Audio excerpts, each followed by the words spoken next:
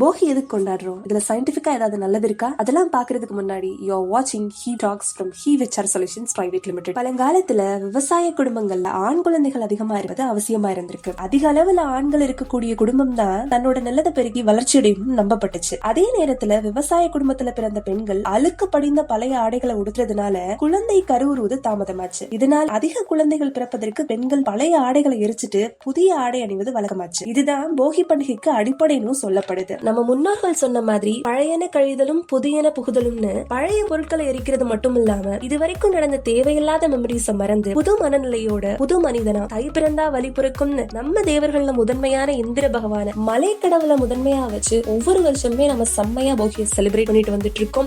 எரிக்க வேண்டியவை பழைய துணிகளை அல்ல, நம் மனதில் உள்ள தீய எண்ணங்களை. புகுத்த வேண்டியவை வேற்றுமை அல்ல, உதவும் எண்ணத்தையும் ஒற்றுமை உணர்வையும். அனைவருக்கும் போகி திருநாள் வாழ்த்துக்கள்.